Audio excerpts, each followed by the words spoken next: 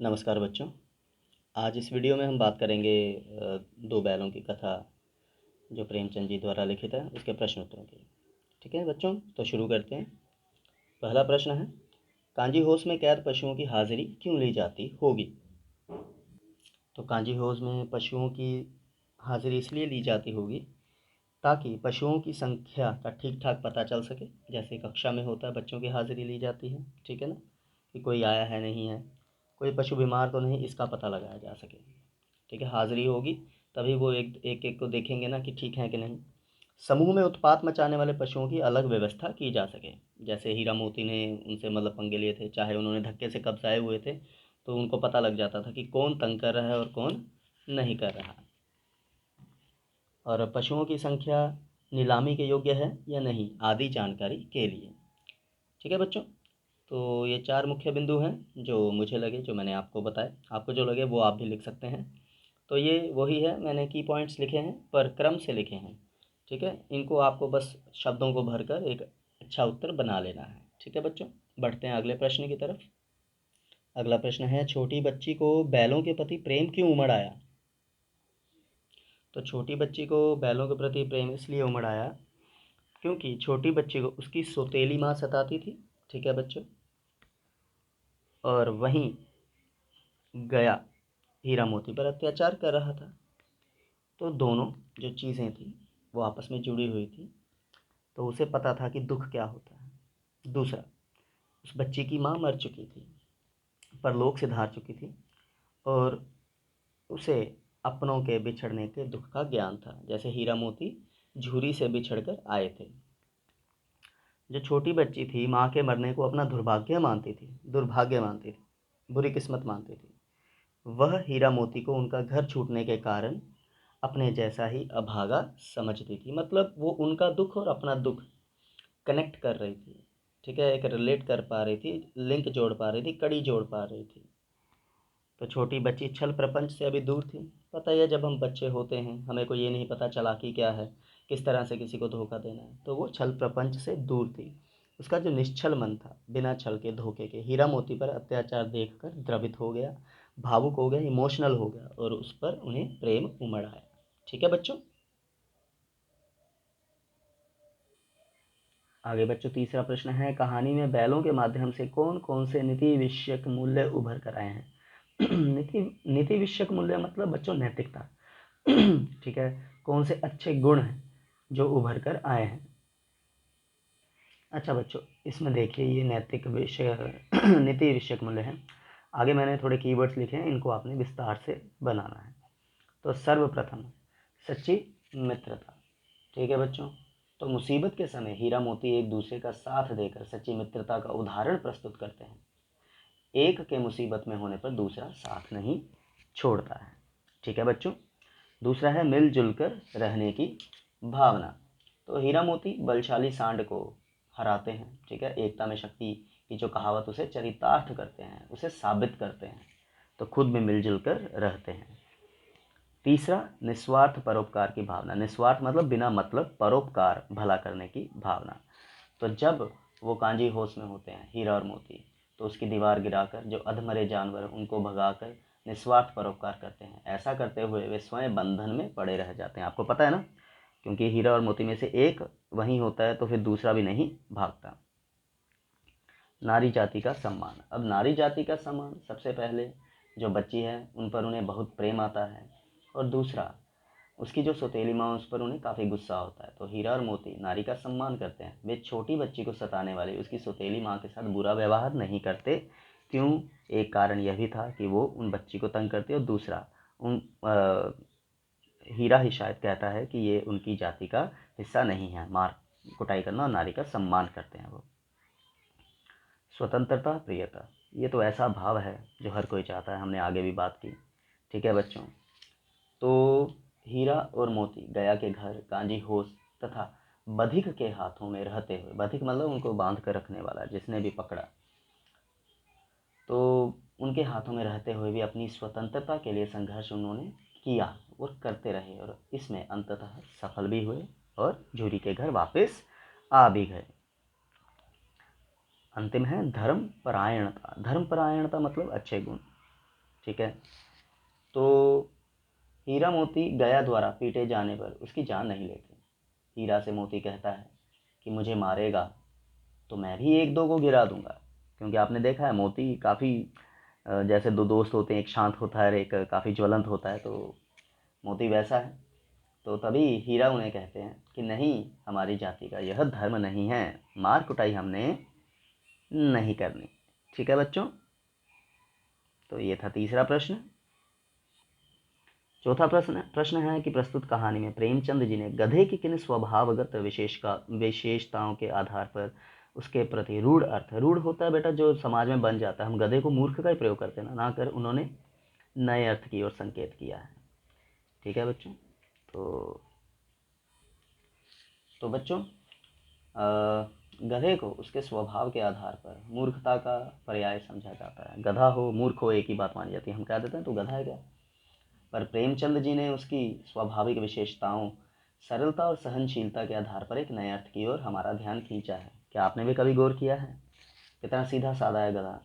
तो गधे में निहित गुण, जो निहित गुण मतलब उसके हैं निहित गुणों के आधार पर लेखक जी ने उसकी तुलना ऋषि मुनियों से की है। सुख दुख, लाभ हानि और विपरीत परिस्थितियों में एक जैसा बने रहने के कारण लेखक जी ने उसके सरल और सहनशील होने की ओर संकेत किया है। ऋषि मुनि भी दुखों से परे होते हैं, तो गधा भी जैसा मर्जी हालात हो एक सा ही रहता है। तो हमें अच्छाई की तरफ भी ध्यान देना चाहिए। ठीक है बच्चों, तो ये गधे को उन्होंने नए अर्थों में लिया। पांचवा प्रश्न है कि बच्चों किन घटनाओं से पता चलता है कि हीरा और मोती में गहरी दोस्ती थी। तो हमें कैसे पता चलता है कि हीरा मोती की दोस्ती बड़ी गहरी है। तो हीरा और मोती एक दूसरे को चाट कर और सूंघ कर एक दूसरे के प्रति अपना प्रेम प्रकट करते हैं। आपने देखा है कई बार गाय वगैरह, ठीक है, बच्चों को भी चाटती हैं। तो हल में जोते जाते समय दोनों की यही कोशिश रहती कि ज़्यादा से ज़्यादा भार अपनी ओर हो। गया द्वारा हीरा की पिटाई से दुखी मोती हल लेकर भागता है, जिससे हल जोत जुआ सब टूट जाता है। तो ये बच्चों जो मतलब हम जैसे अंग्रेजी में प्लो कहते हैं, हल फेरने, उसके ये सामान है, हल जोत और जुआ। तो सांड द्वारा एक पर आक्रमण करते ही दूसरा सांड के पेट में सींग घुसेड़ देता है, जैसे उन्होंने योजना बनाई थी। इस प्रकार दोनों की जान बची और सांड को भी हार माननी पड़ी। मटर खाते समय मोती के पकड़े जाने पर हीरा भी वापस आ गया, क्योंकि हीरा भाग सकता था परंतु नहीं भागा, और दोनों ही कांजी होश में बंदी बनाए गए। दोनों इकट्ठे थे तो इसलिए बच गए, नहीं तो कोई एक जो पकड़ा गया था वो बचता ना और मारा जाता। तो कांजी होश की दीवार गिराने की कोशिश के कारण हीरा को मोटी रस्सियों से बांध दिया गया। मोती चाहता तो अन्य पशुओं के साथ वह भी भाग सकता था, ठीक है ना, आपको याद होगा, पर वह हीरा का साथ देने के लिए वहीं रुका रहा। मटर खाते समय हीरा भाग सकता था, नहीं भागा, ठीक है, और कांजी होश में मोती भाग सकता था, नहीं भागा। तो ये चीज़ें स्पष्ट करती है उनकी दोस्ती, ये दोस्ती हम नहीं छोड़ेंगे। तो इंसान जो है बच्चों, इंसानियत है वो जानवरों में भी होती है और इंसान में भी कई बार इंसानियत नहीं होती। छठा प्रश्न है कि लेकिन औरत जात पर सींग चलाना मना है, यह भूल जाते हो। हीरा के इस कथन के माध्यम से स्त्री के प्रति प्रेमचंद जी के दृष्टिकोण को स्पष्ट कीजिए। तो बच्चों ये जो छठा प्रश्न था, लेकिन औरत जात पर सींग चलाना मना है, यह भूल जाते हो, तो हीरा के इस कथन से लेखक जी का दृष्टिकोण ज्ञात होता है। सब सर्वप्रथम ये हीरा का कथन था, ठीक है। तो लेखक जी का ही दृष्टिकोण ज्ञात होता है कि उस समय समाज में स्त्रियों की स्थिति अच्छी नहीं थी। आज भी कई जगहों पर हालात अच्छे नहीं हैं, ठीक है। तो उस समय समाज में स्त्रियों की स्थिति अच्छी नहीं थी, पुरुषों द्वारा वो शोषित थी। शोषित मतलब एक्सप्लॉयटेशन, उनका चाहे किसी भी प्रकार शारीरिक, मानसिक, पारिवारिक प्रकार से शोषण किया जाता था। तो सामाजिक नियमों के अनुसार स्त्रियों को शारीरिक दंड देना अनुचित है, गलत है। तो लेखक जी स्त्रियों की प्रताड़ना के विरोधी हैं। प्रताड़ना वही उन्हें तंग करना, ठीक है। तो वो स्त्रियों के सम्मान के पक्षधर हैं, नारियों के सम्मान के पक्षधर हैं, वह स्त्रियों तथा पुरुषों की समानता के भी पक्षधर हैं, ठीक है बच्चों। स्त्रियों की प्रताड़ना के विरोधी, नारियों के सम्मान के पक्षधर और स्त्रियों तथा पुरुषों की समानता के पक्षधर हैं, ठीक है बच्चों। तो यह हीरा के द्वारा लेखक जी ने अपना दृष्टिकोण बताया है। ठीक है बच्चों। अगला प्रश्न है 7वां। किसान जीवन वाले समाज में पशु और मनुष्य के आपसी संबंधों को कहानी में किस तरह व्यक्त किया गया है।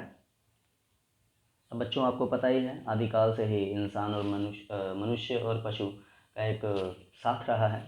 तो पशु आदिकाल से ही, मतलब जब दुनिया बनी से ही मनुष्यों के साथ ही रहे हैं। मनुष्य ने कभी उन्हें अपनी सुरक्षा के लिए पाला, ठीक है, बचाव के लिए, तो कभी आर्थिक लाभ मतलब पैसे के लिए। किसान जीवन में किसान हल चलाने, बोझ ढोने, पानी खींचने या सवारी करने के लिए पशुओं का ही प्रयोग करते रहे हैं। ठीक है, इतना आपको पता, आज भी होता है। तो पशु भी अपने चारे के लिए मानव जाति पर निर्भर रहते हैं, एक अच्छा खासा चारा पाने के लिए।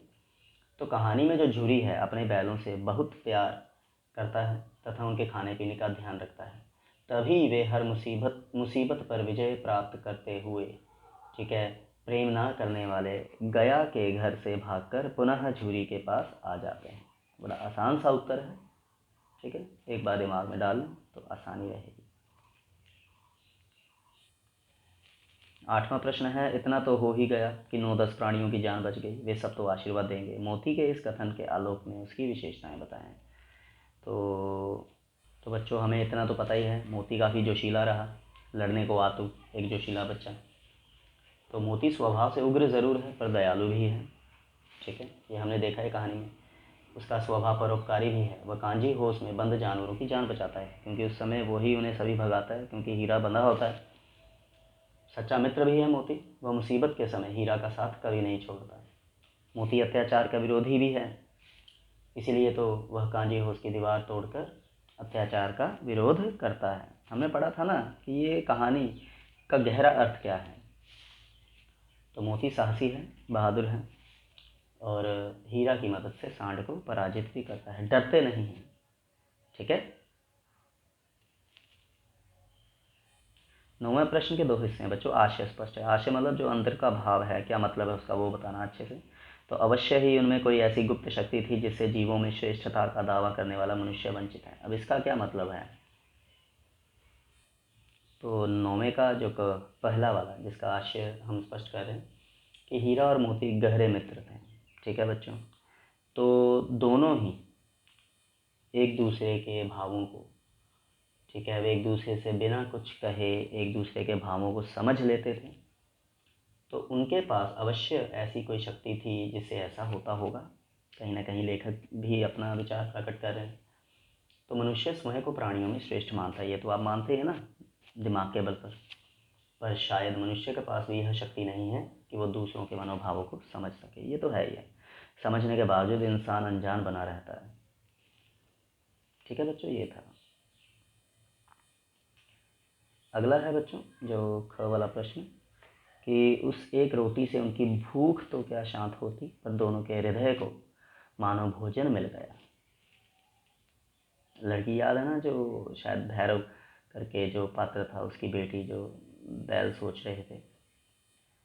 तो जब गया के घर थे हीरा मोती, तो उनको काम बहुत करना पड़ता था, परंतु खाने में सूखा भूसा ही दिया जाता था। बैलों पर यह अत्याचार देखकर उसी घर की छोटी सी लड़की रात में, ठीक है, वो छोटी सी लड़की रात में उनको दोनों को एक एक रोटी दे देती थी।